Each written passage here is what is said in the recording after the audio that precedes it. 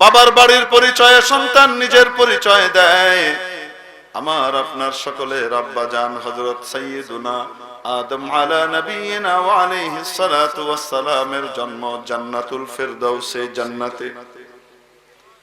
আমাদের বাবার বাড়ি জান্নাত, জান্নাতের মালিকানা এবং সেখানকার অ্যালটমেন্ট দিয়েছেন উনাকে রব্বুল আলামিন। মহাপবিত্র কোরআনে কারীমে ঘোষণা করা হয়েছে, ওয়া ইয়া আদামু উসকুন আনতা ওয়া যাওজুকাল জান্নাতা ওয়া কুলা মিনহা রাগাদান হাইতু শি'তুমা। ও আমার আদম, তুমি স্ত্রী সহকারে সস্ত্রীক জান্নাতে বসবাস করো। জান্নাতে বসবাসের জন্য অ্যালটমেন্ট দিয়েছেন হযরত আদমকে কে? জন্ম জান্নাতে, থাকার অধিকারও দেয়া হয়েছে জান্নাতে, জান্নাতের মালিক তাকে এই অধিকার দিয়েছেন। তাহলে আমাদের বাবার বাড়ি, আমাদের মার বাড়ি কোথায়? আমাদের বাবার বাড়ি মার বাড়ি কোথায়? জান্নাত এমন এক জায়গা যার মধ্যে কষ্টের কোনো কল্পনাও করা যায় না। কোন রকমের দুঃখ, কষ্ট, ক্লেশ, আপদ, বিপদ, বালা মুসিবত, চিন্তা, পেরেশানি, ফিকির, কোন রকমের অস্থিরতা, ব্যাকুলতা, কোনো কিছুই জান্নাতের মধ্যে মানুষকে স্পর্শ করবে না। কোনো অপ্রাপ্তির, কোনো হারানোর বেদনাও তার মনের মধ্যে থাকবে না। হৃদয় একদম পরিপূর্ণ থাকবে, প্রাপ্তির আনন্দে পরিপূর্ণভাবে উন্মুখ হয়ে থাকবে। মেরে মুআজ্জাজ হাজিরিন, জান্নাতের মধ্যে মাওলা কোনো কষ্টের জায়গা রাখেননি, বরং এমন সব নাজ নিয়ামত তৈরি করে রেখেছেন, এমন সব বস্তু তৈরি করে রেখেছেন। নবীজি বলেন, আল্লাহর ভাষায় মাওলা বলেছেন, আমি আমার নেককার বান্দা বান্দীদের জন্য এমন সব নাজ নিয়ামত তৈরি করে রেখেছি, মালা আইনুন রাআত, কোন চোখ যা কোনদিন দেখেনি, ওয়ালা উদুনুন সামিআত, কোন কান কোনদিন তা শোনেনি, ওয়ালা খাতারা আলা কলবি বাশার, কোন মানুষের মনের মধ্যেও তার কল্পনা কোনদিন আসেনি।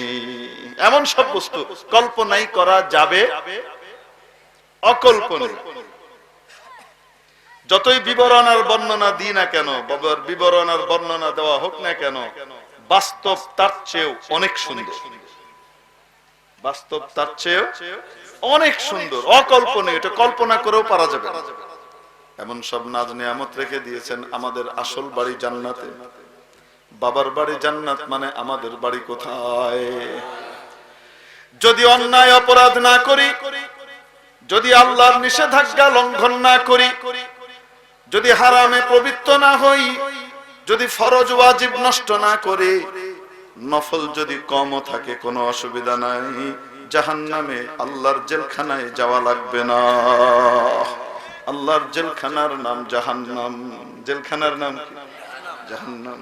ওটাও কিন্তু একটা বাড়ি। মানুষ ঠাট্টা করে বলে শ্বশুর বাড়ি, কয় না কেন? কয় না শ্বশুর বাড়ি? মজা করে কয়, কই কয় শ্বশুর বাড়ি গেছে। শ্বশুর বাড়ি কয় না কেন? আরে শ্বশুর বাড়িতে তো জামাইকে কি করা হয়? আদর আপ্যায়ন করা হয়, তার মন মতো সবকিছু হয়। জেলখানায় কি তাই হয় নাকি? না ঠিক বিপরীত? ঠিক বিপরীত।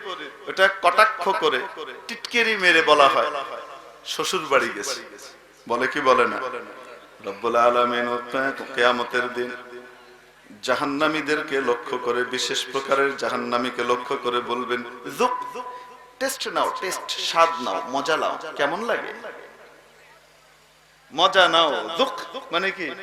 টেস্ট নাও, কেমন লাগে মজাটা? জাহান্নামের স্বাদ কেমন লাগে বলো তো দেখি। এভাবে খোঁচা দিবেন, ইন্নাকা আনতাল আজিজুল কারীম, তুমি না মহাপ্রতাপশালী ছিলা, তোমার না পাওয়ার অনেক বেশি ছিল, যা মন চাইতো তাই করতে, এবার দেখো তো টেস্ট কেমন লাগে, খাও মজা।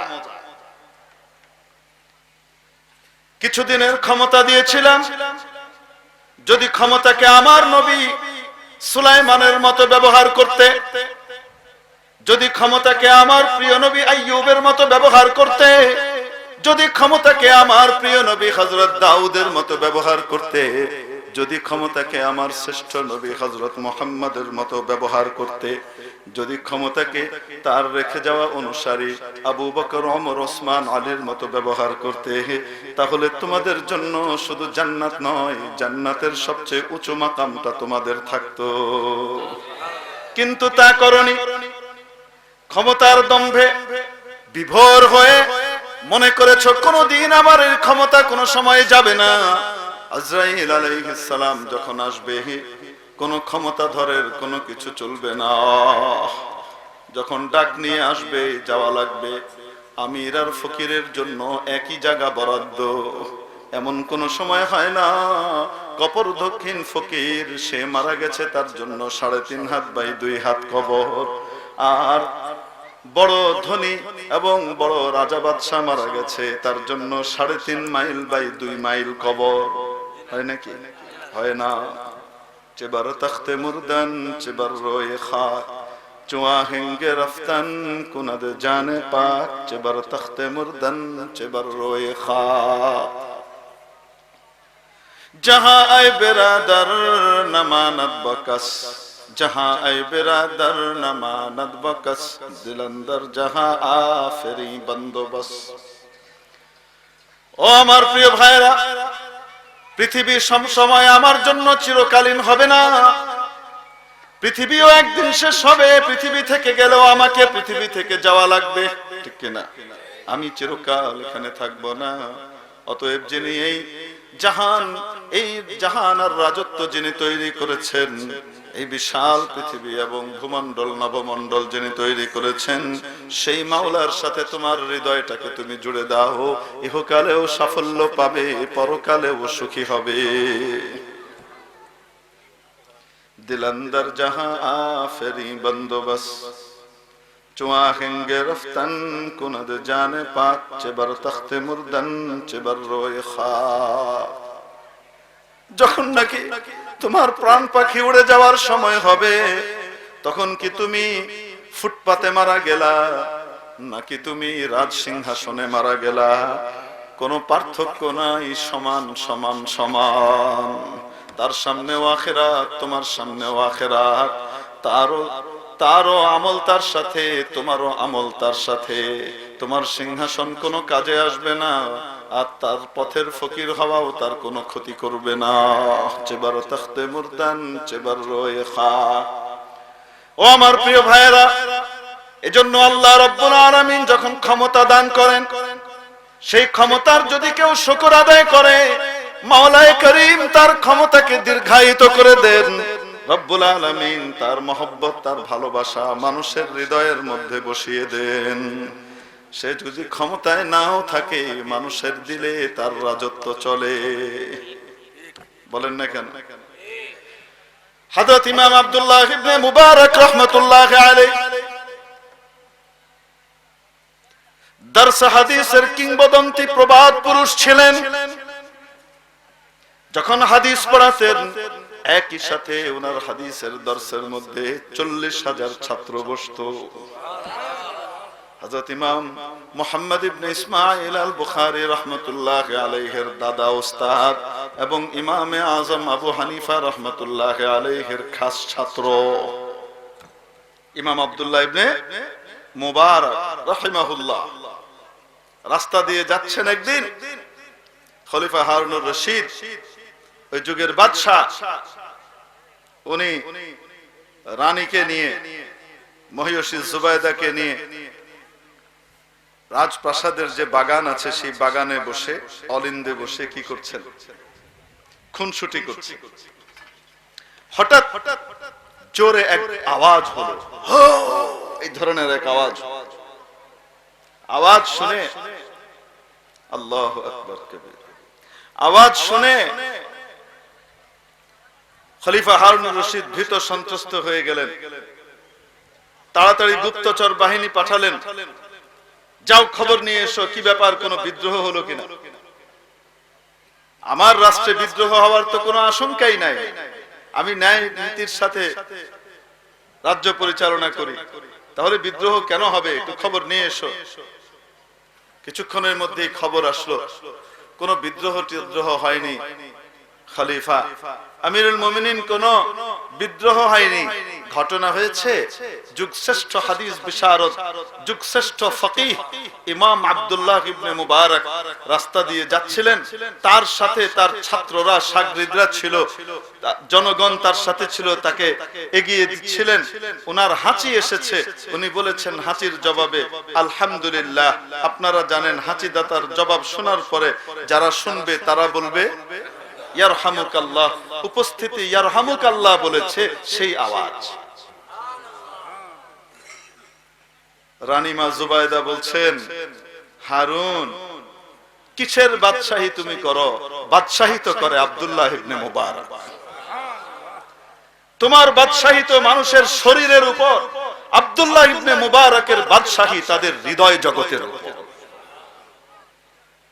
আল্লাহওয়ালা মুত্তাকি পরহেজগারদের ভালোবাসা আর মহব্বত মানুষের হৃদয়ে থাকে, আলেম ওলামার মহব্বত মানুষের হৃদয়ে থাকে। তাদের বাদশাহী আর রাজত্ব শরীরের উপর হয় না, তাদের রাজত্ব আর বাদশাহী হৃদয়ের উপর হয়। এই জন্য দুনিয়ার রাজত্ব এগুলার দিকে মৌলানা সাহেবদের কোনো নজর থাকে না। হুজুর তাহলে রাজনীতি করেন কেন আপনারা? রাজনীতি করে আলেম ওলামা এই জন্য, নবী করিম সাল্লাল্লাহু আলাইহি ওয়াসাল্লামের খাঁটি ওয়ারিস হওয়ার কারণে নবীজির প্রতিটি কাজকে পৃথিবীতে বাস্তবায়ন করা আলেম ওলামার দায়িত্ব। যার কারণে তারা নবীজির রাজনীতিকে এই পৃথিবীর বুকে বাস্তবায়ন করার লক্ষ্যে এগিয়ে যান, যেন প্রত্যেকের অধিকার তার দোর গোড়ায় পৌঁছে যায়। নিজের পেটের জন্য রাজনীতি করে না আলেম ওলামার রাজনীতি। এটা কাদের জন্য হয়? জনগণের জন্য হয়। কার সন্তুষ্টির জন্য? হুজুর উল্টাটাও তো হইতে পারে, পারে এক দুইজনের উল্টা পাল্টা তো হইতেই পারে,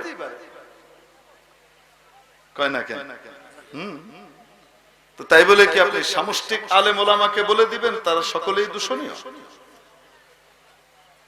মেরে মুআজ্জাজ হাজিরিন,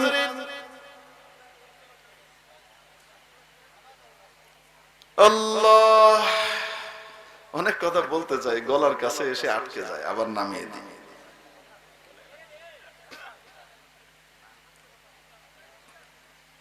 নামিয়ে দিয়ে জন্য যে আপনাদের দরকার নাই, খামাখা কুয়ে কি লাভ।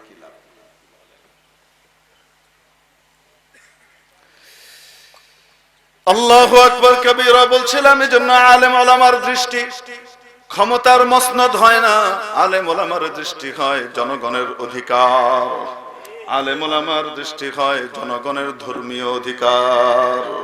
তাদের ধর্মীয় অধিকার যদি পরিপূর্ণভাবে তারা পেয়ে যায় তাহলে আর কিছু তাদের প্রয়োজন পড়ে না, ঠিক কিনা? আর কিছু লাগে না।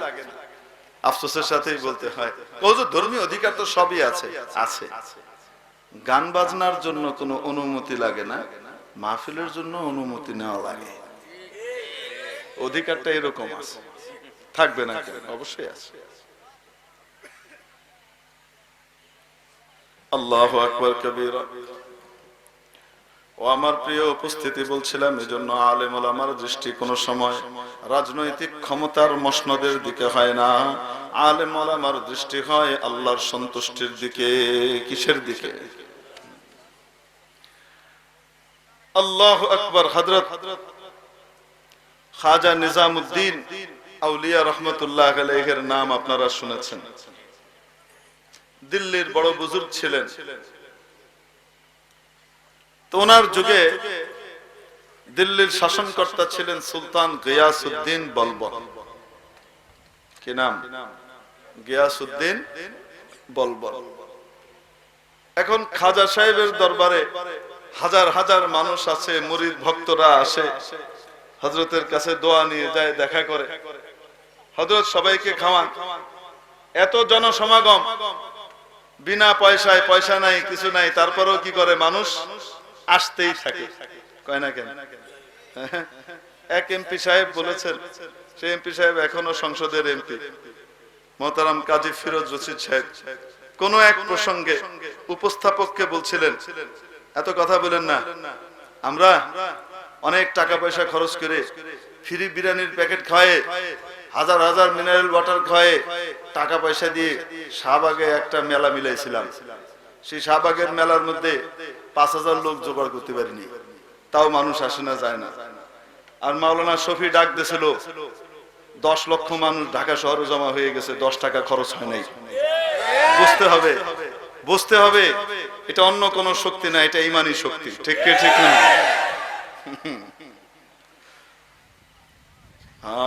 টাকা পয়সা দিয়ে মাহফিল ভরা যায় না, জনসভা ভরা যায় না।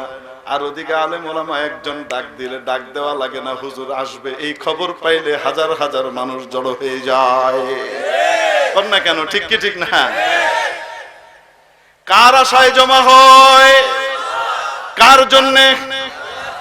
আল্লাহকে ভালোবাসে তাই আল্লাহর জন্য জমা হয়, একত্রিত হয়। মেরে মুআজ্জাজ হাজরিন, হযরত নিজামউদ্দিন আউলিয়া রাহমাতুল্লাহ আলাইহির দরবারে এভাবে মানুষ অধিক পরিমাণে আসে যায়। সরকারি গুপ্তচর বাহিনীর ভিতরে সবাই ভালো থাকে না, কিছু দুষ্টও হয়। কয় না কেন? যারা সত্য তথ্য, রিয়েল তথ্য উপরে দেয় না, মিথ্যা তথ্য দিয়ে বিভ্রান্ত করে। আছে কি নাই? হ্যাঁ, ওই রকম লোক গিয়ে বাদশাহ গিয়াসউদ্দিন বলবানের কানের ভিতরে পট্টি পড়াইলো, নিজামউদ্দিন আউলিয়া তো যেভাবে মানুষের সমর্থন নিচ্ছে, সে তো কয়েকদিন পরে দিল্লির মসনদ দখল করে ফেলবে, অবস্থা তো ভালো না। দিল্লির মসনদ কি করে ফেলবে? দখল করে ফেলবে। মানুষ ওখানে যায়, কি হয়? যেই যায় তাকে উনি মেহমানদারি করেন, খাওয়ান। এত খাওয়ানোর পয়সা কই পায়? কই মানুষ হাদিয়া তোহফা দেয়। মানুষ যায়, হুজুরে হাদিয়া দিয়ে আসে। ঘরের প্রথম লাউটা যে দিয়ে আসে, প্রথম আমটা হুজুরের কাছে দিয়ে আসে, প্রথম কাঁঠালটা এই পরে আগে ইমাম সাহেব খাবে। ঠিক কি ঠিক না? করে কি করে না? হ্যাঁ, তো এরকম দিয়ে আসে। এত খাবার যায়, মানুষকে খাওয়ায় দাওয়ায় শেষ করতে পারেন না উনি। ও তাহলে তো তেমন কোনো বড় ব্যাপার না। কি করতে হবে? ওনার হাদিয়া তোহফা বন্ধ করে দাও। কি? নিজামউদ্দিনের দরবারে এখন কোনো কিছু নিয়ে কেউ যেতে পারবে? কোনো টাকা পয়সা, খাবার দাবার কিছু দিতে পারবে না। বার লাগিয়ে দাও। বাহিনী চারিদিকে চেক করে কিছু আছে কিনা, পারলে ন্যাংটা করে তারপরে পাঠায়। এমন চেক করে, পকেট মকেট, টুপির তলা, জুতার মাঝে কোন জায়গায় আবার টাকা পয়সা নিয়ে যাচ্ছে কিনা হুজুরকে দেওয়ার জন্য। বুঝেন না? খাজানচি যে নাকি খাবার দাবার রান্না করে, বাবুর্চি খানার দায়িত্বে যিনি আছেন, তাকে ডাকলেন হযরত নিজামউদ্দিন রাহমাতুল্লাহ আলাইহি। ডেকে বললেন, এই আজকে থেকে খাবার দ্বিগুণ রান্না করবা। কয় হুজুর কেন? কয় লোকজন বেশি আসবে তাই। কারণ লোকজন ডবল হবে, খাবার রান্না করবা। এখন খাবার রান্না করে বলে দিয়েছেন, চোখ বন্ধ করবা, বিসমিল্লাহ করে ভিতরে হাত দিবা আর বাইর করতে থাকবা, দেখবা না কতটুকু আছে। দেখবা না কতটুকু আছে। গোডাউনে চোখ বন্ধ করে বিসমিল্লাহ করে কি করবা? হাত দিবা আর বের করতে থাকবা, দেখবা না কতটুকু আছে, দেখতে যাও না। তো এখন খাবার ডবল রান্না হয়, মানুষও দ্বিগুণ আসে। কিছুদিন পরে বাদশার কাছে খবর গেল, জনগণ তো আরো বেশি যায়, লোকজনের সমাগম তো আরো বেশি হয়ে গেছে। ঠেকাইতে চাইছিলাম, এখন তো দেখি জনপ্রিয়তা আরো বেড়ে গেছে। ভয়াবহ অবস্থা। তো কি করা? কয় খাবার দাবার খাওয়াই কেমনে? কয় তা তো জানি না, আমরা তো এক চুলো চাইতে দিই না। বলেন তো দেখি, খাওয়া নেওয়া খিলা নেওয়ালা কে? আরো আসতে কে? সবার খাজানায় টান পড়ে, উনার খাজানায় টান পড়ে না। উনি যদি নিজের খাজানার সাথে কোনো খাজানার সংযোগ ঘটিয়ে দেন, সেখানেও টান পড়বে না। যাই হোক, আল্লাহর কুদরত, বাদশার পেশাব বন্ধ হয়ে গেছে। শাহী হাকিম, রাষ্ট্রীয় ডাক্তার সবাই মিলে চেষ্টা করে দেখছে বাদশার পেশাব হয়, পেশাব বন্ধ। আরে ওই জমানায় তো প্রোস্টেট গ্ল্যান্ড ফুলে গেলে, বড় হয়ে গেলে যে অপারেশন করে চেঁচে যে ক্লিয়ার করে দিবে, এই ব্যবস্থাও তো ওই জমানায় নাই। এখন কি হয়েছে কেউ জানে না, পেশাব হয়। কি হয়ে গেছে? একদিন, 2 দিন, 3 দিন হয়ে গেছে, পেট ফুলে গেছে। বাদশা চিৎকার করছে, কাতরাচ্ছে আর গড়াগড়ি খায় নিজের ঘরের মধ্যে। কিসের রাজ দরবারে যাবে? বাদশার মা বৃদ্ধা এসে বলতেছে, বাজান, ক্ষমতার দম্ভে তুই পাগল হয়ে গেছিলি, তুই আল্লাহ ওয়ালাদেরকে কষ্ট দিছিস, এই কারণে তোর কাছে এই আপদ বিপদ আসছে। তুই যা মাফ চা হযরত নিজামউদ্দিন রহমাতুল্লাহ আলাইহির কাছে, হযরতের কাছে গিয়ে মাফ চা, হয়তো তোর ব্যবস্থা হবে। আমার তো মনে হয় তুই ওনার সাথে বেয়াদবি করেছিস, উপর থেকে ব্যবস্থা নিয়েছিস। সাথে সাথে বাদশা বললেন যে আম্মা জান তুমি যাও, আমি তো নড়তেই পারতেছি না, তুমি একটু গিয়ে ওনার কাছে আমার পক্ষ থেকে বলো। গিয়ে বলছে, উনি বলছেন যে হ্যাঁ ঠিক আছে, আমি ক্ষমা করে দিতে পারি, তবে একটা শর্ত আছে। কি আছে? আসতে বলেন, কি আছে? কি শর্ত? ভারতবর্ষের বাদশাহী আমি নিজামউদ্দিনকে লিখে দিতে হবে। কি করতে হবে? বাদশাহী লিখে দিতে হবে। মা গিয়েছে, গিয়ে বলতেছে বাজান উনি তো এই শর্ত দিছেন, বাঁচতে চাইলে তাড়াতাড়ি পালন কর। আম্মা বাদশাহী লাগবে না, কাগজ আনেন, স্ট্যাম্প আনেন। কাগজ স্ট্যাম্প আনা হয়েছে, লেখা হয়েছে, দস্তখত করছে আরকানে দৌলত, আমির ওমারা, উজির, মন্ত্রী মিনিস্টার যারা আছে তারা সবাই কি করেছে? সিগনেচার করেছে। ওটার মধ্যে ভারতবর্ষের বাদশাহী এখন থেকে লিখে দেওয়া হলো খাজা নিজামউদ্দিন আউলিয়াকে, উনি এখন থেকে ভারতবর্ষের বাদশা। উনার কাছে নিয়ে মা এই ভারতবর্ষের রাজত্বের দলিল খানা পেশ করলেন। নেন। হযরত নিলেন। পর্দার ওই পাশে বাদশার মা, আর এই পাশে হযরত শেখ নিজামউদ্দিন আউলিয়া রহমাতুল্লাহ আলাইহি দিয়ে একটা গামলা আনালেন। সেই গামলা ছিলেন তো বল, আপনারা কি বলেন এটাকে? বল। একটা গামলা আনালেন, আনিয়ে তার মধ্যে ভারতবর্ষের রাজত্বের যে দলিল পত্র, এই দলিল পত্রটাকে উনার সামনে ছিঁড়ে কুটি কুটি করে ফেললেন। ফেলে বললেন যাও, নিয়ে যাও তোমার ছেলেকে বলো এই পাত্রের মধ্যে পেশাব করতে। যাও। নিয়ে গিয়েছে। সুলতান গিয়াসউদ্দিন বলবনের সামনে যখন ওই পাত্র রাখা হলো, আর মা বললেন এই দলিল পত্র ছিঁড়ে উনি এখানে দিয়ে দিয়েছেন আর বলেছেন এখানে পেশাব করতে। বাদশা কয় যা কইছে তাই করি। আগে বসে পেশাব করার নিয়ত করার সাথে সাথে আল্লাহর কুদরত ফরফর করে পেশাব হয়ে গেছে। নিজামউদ্দিন আউলিয়া রাহমাতুল্লাহ আলাইহি চোখে আঙ্গুল দিয়ে দেখিয়ে দিলেন আমাদের জনপ্রিয়তা চাইলেই বন্ধ করতে পারবা না। এই জনপ্রিয়তার উৎস দুনিয়ায় নয়, আসমানে। এটার উৎস এখানে নয়, আরশে আজিমে, ঠিক কিনা? আর তোমাদের এই সামান্য রাজত্বের দিকে আমাদের কোনো চোখ নাই। তোমাদের এই রাজত্বের দলিলকে আমরা একবার পেশাবের মতো মূল্য দেই না। অতএব তোমাদের রাজত্ব নিয়ে তোমরা থাকো, শুধুমাত্র মুসলমানের ইমানদারের ইমানি অধিকার গুলো নিশ্চিত করো। মেরে মুআজ্জাজ হাজিরিন, বলছিলাম রব্বুল আলামিন কিয়ামতের দিন জাহান্নামীদেরকে লক্ষ্য করে টিটকারি মেরে খোঁচা মেরে বলবেন যুক, টেস্ট নাও, কেমন লাগে জাহান্নামের শ্বাস? মজা লাগে না? ইন্নাকা আনতাল আজিজ, তুমি না বিরাট ক্ষমতাধর ছিলে, তুমি না বিরাট পরাক্রমশালী ছিলে, কাউকে গুনতে না, যাকে ইচ্ছা তাকেই ভিতরে ভরে দিতা, যাকে ইচ্ছা তাকেই সাজা দিতা আর কষ্ট দিতা, তুমি না খুব করতা। এবার যাও আমার জেলখানায় ঢুকো, কেমন লাগে টেস্ট? তাহলে বলেন দেখি, আল্লাহর জেলখানার নাম জাহান্নাম। মনে আছে না নাই? আপনাদের বয়ানের শুরু মনে আছে না নাই? আল্লাহর জেলখানার নাম জাহান্নাম, আল্লাহর মেহমানখানার নাম জান্নাত। জান্নাত আমার আপনার বাড়ি। দুনিয়াতে যেমন কোন ব্যক্তি যদি অন্যায় অপরাধ না করে, বেআইনি কাজ না করে, তাকে জেলখানায় যাওয়া লাগে না। ঠিক তেমনি ভাবে আল্লাহর নিষেধাজ্ঞাগুলোকে যদি কেউ নষ্ট না করে, যদি আল্লাহর কথা অনুযায়ী চলে, তাকেও জাহান্নামে যাওয়া লাগবে না। বলবো গুনার অপরাধ তো অনেক আছে, নবীজি বলেন তার মধ্যেও বড় বড় গুনাহ 7টা। কয়টা? আরো আস্তে কয়টা? আকবারুল কাবাইরি 7। বড় বড় গুনাহ আছে, তার মধ্যেও আবার বড় গুনাহ হলো 7টা। নাম্বার 1 আল ইশরাকু বিল্লাহ, আল্লাহর সাথে শরীক করা। কার সাথে শরীক করা? আল্লাহর সাথে শরীক করা। সব সবচেয়ে বড় অপরাধ, এত বড় অপরাধ, এত বড় অপরাধ যদি মৃত্যুর আগে তওবা না করে শিরক থেকে, ওই অবস্থায় যদি দুনিয়া থেকে যায়, রব্বুল আলামিন বলেন ইন্নাল্লাহা লা ইয়াগফিরু আন ইউশরাকা বিহি ওয়া ইয়াগফিরু মা দুনা যালিকা লিমান ইয়াশা। আল্লাহ রব্বুল আলামিন শিরকের অপরাধকে কোনোদিন ক্ষমা করবেন না যদি মৃত্যুর সময় শিরক সাথে যায়, এটাকে কোনোদিন ক্ষমা করবেন না। তবে এটা ছাড়া আর যত গুনাহ হোক না কেন, যার ক্ষেত্রে চান তাকে ক্ষমা করে দেবেন। শিরক অনেক বড় অপরাধ, ঠিক কি না? হযরত মুআয ইবনে জাবাল রাদিয়াল্লাহু তাআলা আনহুকে নবীজি 10 খানা নসিহত করেছিলেন। কয়টি?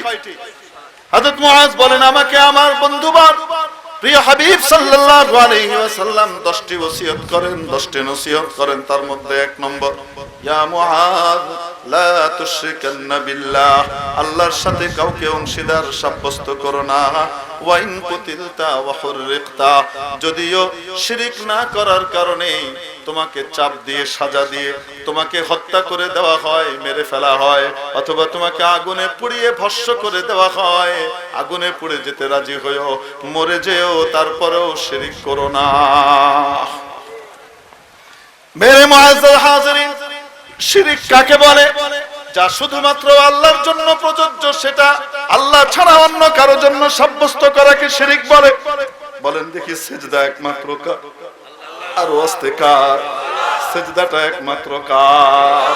শ্রেষ্ঠ নবীর উম্মত হিসেবে শ্রেষ্ঠ নবী জানিয়েছেন, যদি আল্লাহ ছাড়া আর কাউকে সিজদা করার অনুমতি থাকতো, আমি সন্তানদেরকে আদেশ করতাম মা বাবাকে সিজদা করো, স্ত্রীদেরকে আদেশ করতাম স্বামীদেরকে সিজদা করো।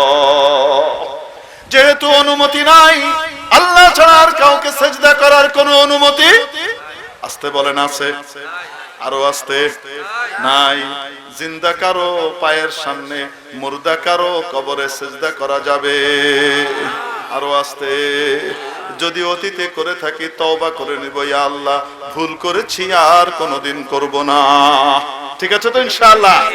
যদি আল্লাহ ছাড়া কাউকে সিজদা করার অনুমতি থাকতো, তাহলে সর্বশ্রেষ্ঠ সৃষ্টি, যার উপরে যার চেয়ে উন্নত আর কোন সৃষ্টি নাই, নবীজি মুহাম্মদুর রাসূলুল্লাহ সাল্লাল্লাহু আলাইহি ওয়াসাল্লামকে জীবদ্দশায় তার সাহাবীরা সিজদা করতেন, মৃত্যুর পরেও তার কবরে সিজদা করতেন, ওয়াফাতের পরেও, ঠিক কি না? করেছেন, করেছেন। ওমর, আবু বকর, ওসমান, আলী, হাসান, হুসাইন, ফাতিমা, আয়েশা, তারা কেউ নবীজিকে সিজদা করেছেন কোনদিন? জীবিত অবস্থায়, ওয়াফাতের পরে করেছেন? যেহেতু নবীকে সিজদা করার অনুমতি নাই, তাহলে কোন সে ওলি আর বুজুর্গ যার কবরে সিজদা করা যায়? শিরক। এই শিরক থেকে আমরা তওবা করে নেব, ঠিক আছে তো ইনশাআল্লাহ? নাম্বার 2, ওয়া হুকুকুল ওয়ালিদাইন। নবীজি বলেন 2 নম্বর, সেকেন্ড সবচেয়ে বড় অপরাধ হলো মা বাবাকে কষ্ট দেওয়া, মা বাবার নাফরমানি করা, মা বাবার খেদমত না করে তাদের মনে কষ্ট দেওয়া। এটা হলো সবচেয়ে বড় অপরাধ। এমন অপরাধ, এমন অপরাধ। বাপ এমন দৌলত, মা এমন নিয়ামত। রব্বুল আলামিন নবীজির ভাষায় আমাদেরকে জানিয়েছেন, বাপ খুশি তো আল্লাহ খুশি, বাপ খুশি তো রব খুশি, বাপ নারাজ তো রব নারাজ। বাপ খুশি তো আল্লাহ খুশি, বাপ অসন্তুষ্ট তো কে অসন্তুষ্ট? রিদার রব্বি ফি রিদাল ওয়ালিদ ওয়া সাখাতুর রব্বি ফি সাখাতিল ওয়ালিদ। বুঝাতে পেরেছি?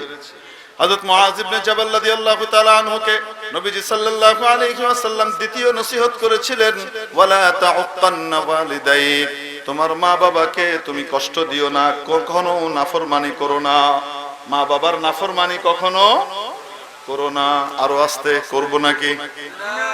নবীজি বলেন, যদিও তারা তোমাকে তোমার পরিবার পরিজন, বাড়ি ঘর, এই সব কিছু থেকে বেরিয়ে যেতে বলেন, সেটাও মেনে নিও, তারপরেও মা বাবার নাফরমানি করো না। ওয়ালা তাউক্কান্না ওয়ালিদাইক, তাহলে মা বাবার নাফরমানি করা, মা বাবাকে কষ্ট দেওয়া কবিরা গুনাহের মধ্যে একটি, ঠিক কি ঠিক না? শবে বরাতে, শাবানের 15 তারিখের রাতে সবাইকে মাফ করে দেওয়া হয়, যে মা বাবাকে কষ্ট দেয় তাকে ক্ষমা করা হয় না।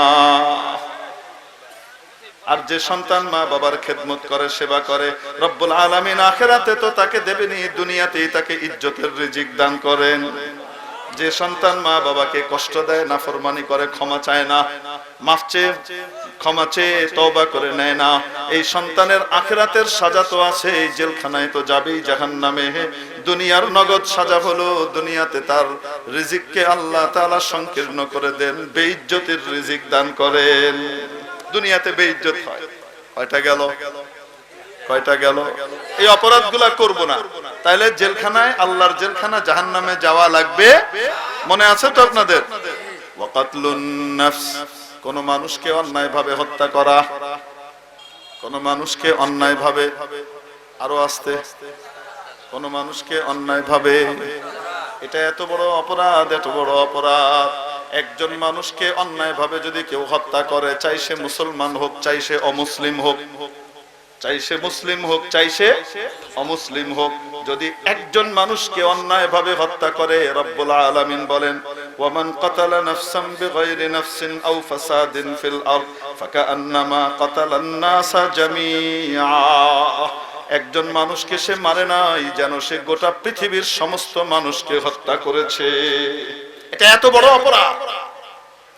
একজন মানুষকে হত্যা করার কারণে গোটা পৃথিবীর মধ্যে প্রভাব পড়ে, জলবায়ুর মধ্যে প্রভাব সৃষ্টি হয়। মানুষ বুঝে না।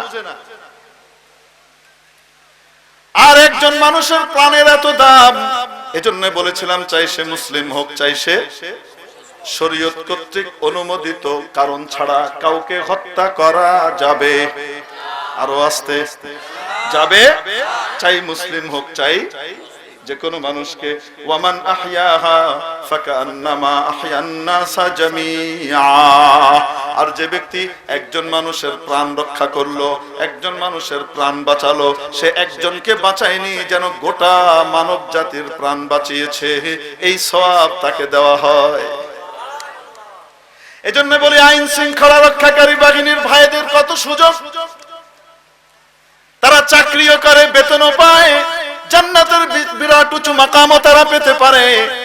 অন্যায় ভাবে মানুষ যে একে অপরকে হত্যা করে, হত্যাকাণ্ড থেকে বাঁচানোর জন্য তারা মেহনত করে, চেষ্টা করে, ঠিক কিনা? ডাকাতের হাত থেকে রক্ষা করে, ফোন করার সাথে সাথে এসে ছিনতাইকারীর হাত থেকে রক্ষা করে, এই যে বাঁচা, এটার কারণে বিশাল সওয়াবের ভাগীদার হয়ে যায়। আর যদি কেউ এটা না বুঝে, তাহলে উল্টাটা করবে। ও আমার প্রিয় হাজিরিনের জন্য বলছিলাম, একজন মানুষকে হত্যা করা বড় ভয়াবহ, বড় ভয়ঙ্কর অপরাধ। আর যদি সেই ব্যক্তি মুমিন মুসলমান হয়, তাহলে এটা এত বড় অপরাধ, এত বড় অপরাধ কল্পনা করা যায় না। বলবো নাকি? রব্বুল আলামিন কোরআনে কারীমে সূরা নিসার মধ্যে ইরশাদ করেন, ওয়ামান কাতালা মুমিনাম মুতাআম্মিদান, যে ব্যক্তি কোন মুমিন মুসলমানকে ইচ্ছাকৃতভাবে হত্যা করে, যে ব্যক্তি কোন মুমিন মুসলমানকে ইচ্ছাকৃতভাবে হত্যা করে, ফাজাসাউহু জাহান্নামু খালিদান ফিহা, তার বিনিময় হলো, প্রতিদান হিসেবে তাকে জাহান্নাম দেওয়া হবে। কি দেওয়া হবে? চিরকাল থাকবে জাহান্নামে। কেমন থাকবে? চিরকাল থাকবে। এত লম্বা সময়, কোনো মেয়াদ নাই, সাজার কোনো মেয়াদ নাই, যাইতে দেন না, আপনার পেরেশানি। কোন মেয়াদ নাই, সাজার কোন মেয়াদ ঘোষণা করা হবে না, যতদিন মন চায় আল্লাহ জ্বালাবেন। ওয়াগাদিবাল্লাহু আলাইহি, আল্লাহ তার উপরে রুষ্ট হবেন, ওয়ালাআনাহু, তার উপর অভিশাপ দেবেন, ওয়া'আদ্দা লাহু আযাবান আযীমা। এত কিছু বলার পরে আল্লাহর মন ভরছে না, তার জন্য বিশাল সাজার ব্যবস্থা করে রেখেছেন কে? একজন মুমিনের হত্যার কারণে গোটা জলবায়ুর মধ্যে প্রভাব পড়ে যায়, পরিবর্তন আসে। তাফসীরে মাযহারির মধ্যে সেই ঘটনা সনদের সাথে আছে, দেখে নিয়েন। হযরত আদম আলাইহিস সালামের ছেলে হাবিলকে যখন কাবিল হত্যা করলো, তখন আদম আলাইহিস সালাম জানেন না, এখনো খবর পাননি, কেউই জানে না। ওনার সামনে ফল আনা হয়েছে, মুখে দিয়ে বলছেন, কি ব্যাপার, স্বাদ পরিবর্তন হয়ে গেল কেন? আগের মতো টেস্ট নাই কেন? নির্মল বাতাস কেমন যেন অন্যরকম হয়ে গেল কেন? বুঝে আসে? এখন আমরা তো যেখানে মন চায় যারে মন চায় হত্যা করতে থাকে, তাহলে জলবায়ুর পরিবর্তন ঘটবে না তো কি হবে? বৃষ্টির সময় খরা আর খরার সময় বৃষ্টি, ঠিক কি ঠিক না? যখন বৃষ্টি তখন খরা, আর খরার সময় বৃষ্টি। হচ্ছে কি হচ্ছে না? কেন? চেঞ্জ হবে, ক্লাইমেট চেঞ্জ হবে। যেহেতু মানুষ হত্যা করা বন্ধ হয়নি, মুমিন মুসলমানকে হত্যা করা বন্ধ হয়নি, মুমিন মুসলমানকে গোটা পৃথিবী ব্যাপী হত্যা করা হচ্ছে। হ্যাঁ, তিরমিজি শরীফে হাদিস আছে, সাহাবী আবু হুরায়রা রাদিয়াল্লাহু তাআলা আনহু বলেন, নবী করিম সাল্লাল্লাহু আলাইহি ওয়াসাল্লাম একবার আমাকে একটা খেজুরের থলি দিলেন। কি দিলেন? এক থলি খেজুর। কতটুকু থাকে? 1-2 কেজি। বললেন, আবু হুরায়রা এখান থেকে খাবা, যখন মন চায় খাওয়াবা, কিন্তু ভিতরে তাকিয়ে দেখবা না কতটুকু আছে। আবু হুরায়রা বলেন, আমি খাওয়াই। নবীজির যুগ পর্যন্ত খাওয়ালাম, আবু বকরের যুগ খেলাম খাওয়ালাম, ওমরের 10 বছরের যুগ মানুষ আসলো খেলাম খাওয়ালাম, এরপরে হযরত ওসমানের 12 বছরের যুগ পার হলো খেলাম খাওয়ালাম, 25 বছরের উপরে পার হয়ে গেছে, খেজুর বন্ধ হয় না। সুবহানাল্লাহ বলেন না কেন? খেজুর কি হয় না? যেই দিন হযরত ওসমান ইবনে আফফান রাদিয়াল্লাহু তাআলা আনহুকে বিদ্রোহীরা জুলুম করে শহীদ করে দিল, সেদিন থেকে ওই থলি থেকে খেজুর আসা বন্ধ হয়ে গেল। একজন মুমিন মুসলমানের হত্যার কারণে গোটা মানব জাতির রিজিককে কমিয়ে দেওয়া হয়, বরকতকে নষ্ট করে দেওয়া হয়। এজন্য কতলুন নফস, নবীজি বলছেন, ভয়ঙ্কর অপরাধের মধ্যে একটি হলো অন্যায়ভাবে কাউকে হত্যা করা। ওয়ায়ামিনুল গুমুস, মিথ্যা কসম খাওয়া। ওয়া আকলুর রিবা, সুদ খাওয়া। সময় নাই। ওয়া আকলুর রিবা, কি খাওয়া? সুদ খাওয়া। হ্যাঁ, আমরা মাশাআল্লাহ মাশাআল্লাহ আর কইলাম না, সুদি ব্যাংক আর কইলাম না, থাক থাক থাক। নবীজি বলেন, লাআনাল্লাহু আকিলার রিবা ওয়া মুকিলাহু ওয়া কাতিবাহু ওয়া শাহিদাইহি। আল্লাহ তাআলা যে সুদ খায় তার উপরে অভিশাপ দেন, যে সুদ দেয় তার উপরে অভিশাপ দেন, যে দেয় তার উপরেও, যে খায় তার উপরেও, যে নেয় তার উপরে অভিশাপ, যে দেয় তার উপরে অভিশাপ, যে এটা লেখালেখি করে তার উপরে অভিশাপ, যারা এটার সাক্ষী থাকে তার উপরে অভিশাপ। এই কথা নবীজি বলেছেন, আমি আপনি বলি নাই। বুঝেন কি বলি? সাধারণ অপরাধ। আল্লাহ তাআলা বলেছেন, যদি সুদি লেনদেন ছাড়তে না পারো, ফাযানু বিহারবিন মিনাল্লাহি ওয়া রাসূলিহি, তাহলে শুনে নাও, আল্লাহর রাসূলের সাথে যুদ্ধের ঘোষণা দিয়ে দাও। এত ভয়ঙ্কর অপরাধ। হাদিস শরীফের মধ্যে এসেছে, সুদের 33 স্তরের গুনাহ আছে, তার মধ্যে সবচেয়ে নিম্ন স্তরের গুনাহ, সুদের সবচেয়ে নিম্ন স্তরের গুনাহ, যেটা সবচেয়ে অল্প সুদের লেনদেনে যে গুনাহ হয়, সেটা হলো নিজের জন্মদাত্রী মায়ের সাথে 36 বার ব্যভিচার করা। উপরের গুলা বাদ।